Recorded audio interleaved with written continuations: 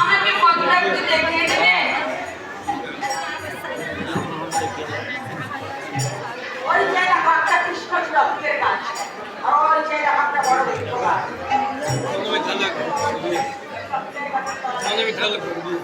তাই সুদামা ধীরে ধীরে সেই পথ অনুসরণ করে আর কৃষ্ণ প্রাণ কৃষ্ণ বলে চলে যাচ্ছে রাস্তায়।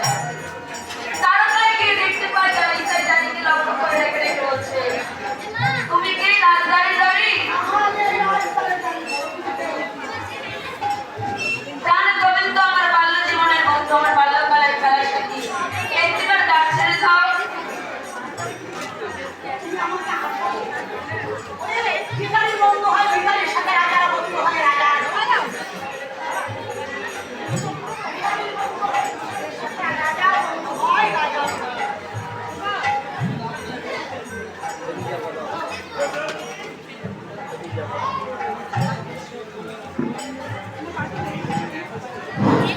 ভিখারির বন্ধু হয় ভিখারির সাথে, রাজার বন্ধু হয় রাজার সাথে।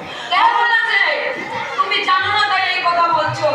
আমার গোবিন্দের কাছে কোনো জাতির বিচার নেই, আমার গোবিন্দের কাছে কোনো জাতির বিচার নেই, আমার গোবিন্দের কাছে সবাই সমান। তবে জানো, আমার গোবিন্দ আমাকে বেশি ভালোবাসে। তুমি জানো না তাই বলছো? শরীরটা খারাপ লাগবে। দ্বার ছাড়তে পারবো না, গরিব দুঃখী ভিখারির জন্য এই দ্বার কখনো খোলা হয় না। তুমি জানো না, দেশে দেশে ঘুরে ঘুরে দেখতে পাও না, হ্যাঁ, যারা গরিব তাদের দ্বারটা বড় শক্ত গো। দেশে দেশে কীর্তন করেও এটাও তুমি এখনো বুঝতে পারোনি। যারা বড় বড় লোক, যাদের টাকা পয়সা ব্যাংক ব্যালেন্স অনেক কিছু আছে, তাদের অনেক হেরাম করে তারা এই জগতেরই বুকে বিচরণ করে। আর আমার গোবিন্দ তো এই জগতের বুকে রাজা, তুমি বলে ভিখারি, কখনো হতে পারে না। ওরে জলের সাথে দুধের সাথে কখনো মিশ হয় না গো। তাই তুমি চলে যাও, আমাকে বিরক্ত করো না। তবে একটা কথা জানো, তুমি আমার কথা শুনো, যারা অহংকার করে কিন্তু তারা কি ভেবে দেখেছে যে মরণের পরে রাজার স্থানও যেখানে, আর আমি যদি মরে যাই, আমি একজন ভিখারি, আমার স্থান ওই একই জায়গায় হবে, ওই শ্মশান ঘাটে, ওই পাশের দোয়ায় পড়ে যেতে হবে, সোনার পালন আর যেতে হবে না।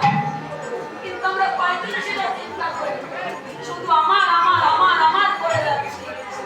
তুমি তো জানো না, যাবি যেদিন শ্মশান ঘাটে, বাঁশের দোলায় ও মন যাবি যেদিন শ্মশান ঘাটে, ওরে বসে দোলায় চড়ে আর সঙ্গে দিবে এখনো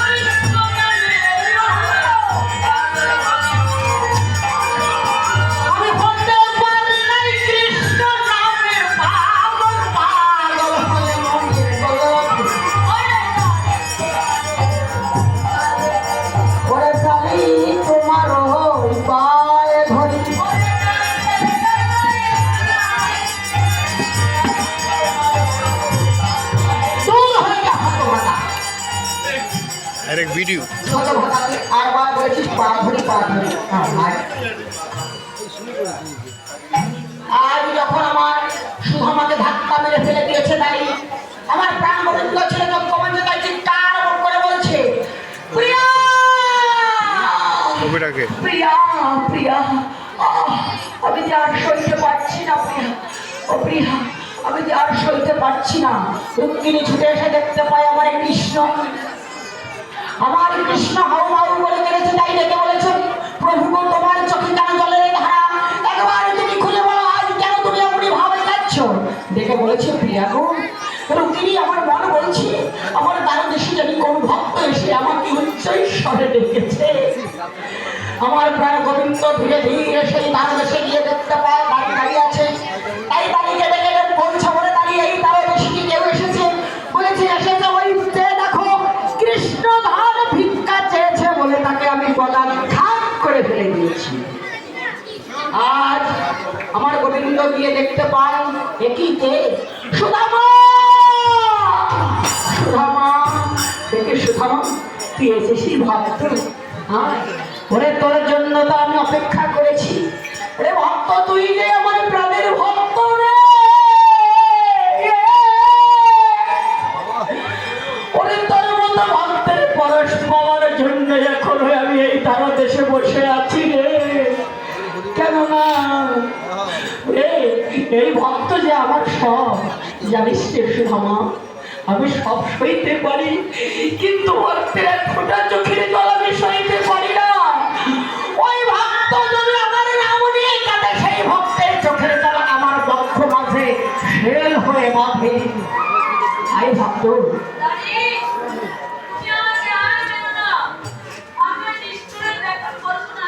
আমি দাঁড়ি নয়, আমি দাঁড়ি নয়, আমি তোর সেই বাল্য জীবনের খেলার সাথী, বাল্য জীবনের বন্ধু, তোর কৃষ্ণ।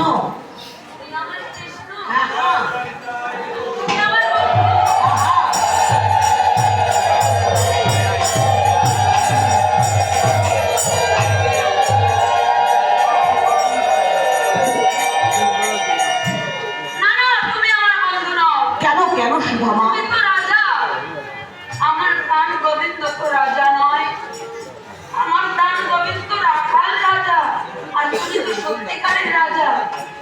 আরে তুই ভুল বলেছিস, ওই বৃন্দাবনে কস্তরীর ফুল সাজ আমাকে সাজিয়ে দিদি, ওরে এক ছড়া মালা আমার মস্তকে, আর এক ছড়া মালা আমার কণ্ঠ করে, আর এক ছড়া মালা আমার বক্ষ করে, আর এক ছড়া মালা আমার নাভি পর্যন্ত, আর এক ছড়া মালা আমার চরণ কমলে। তোদের নিয়ে আমি কত যে খেলেছি রে, ওরে তোরা আসিস তাই আমি আসি, তোরা নেই আমার অস্তিত্ব নেই।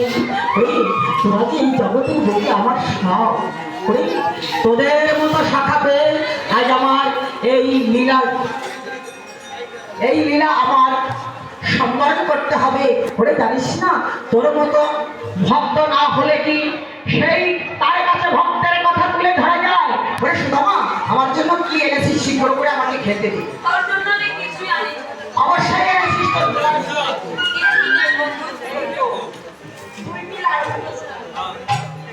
একটা মাঝিকে দিয়েছি আর দুইটি এনেছি।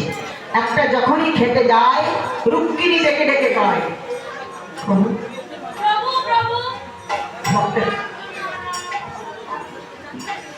ভক্তের আমার পোশাক তুমি পেতে চাও না রুক্মিণী? সত্যভামা আমাকে দাও।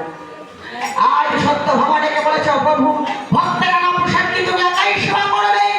আমার গোবিন্দ বললে ভক্তের পোশাক সবাই খেতে চায়, এই নাও সত্যভামা, তুমি একটা নাও। সত্যভামাকে একটা দিল, রুক্মিণীকে একটা দিল, আর একটা মাঝিকে দিল। আমার গোবিন্দ তো আর সেবা করল না।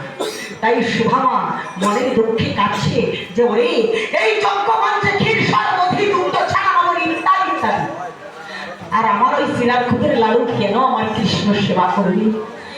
মন বুঝে মনের খোরাকে যোজনা যোগায়, মনের মানুষ বলে আমার গোবিন্দ পরিচয় তাকে দেয়। তাই ডেকে বলেছে, সুধাম তুই কাঁদছিস কেন? একবার তোর মনের দুঃখ আমার কাছে খুলে বল। আমার দুঃখ সব কিছু যেন কেন মনিকা করছিস বল? কেন কি হয়েছে বল? 3 দিন আগে এনেছিলাম, 3 দিলাম মাঝিকে,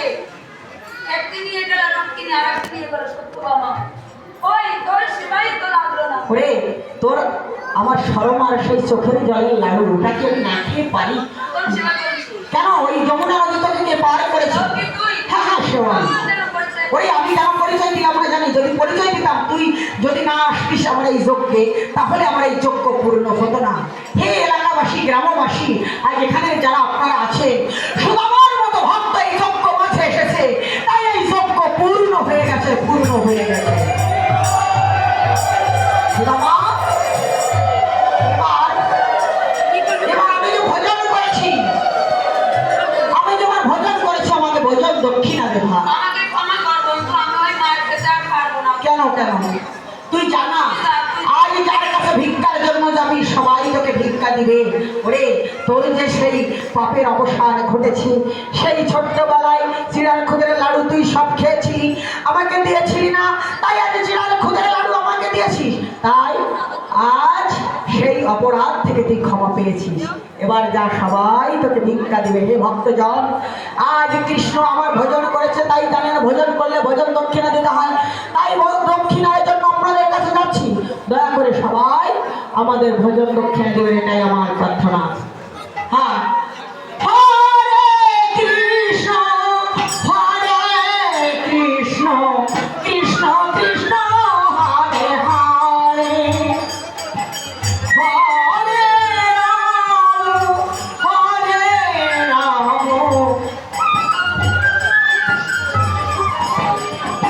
আরেক ব্রিটিশ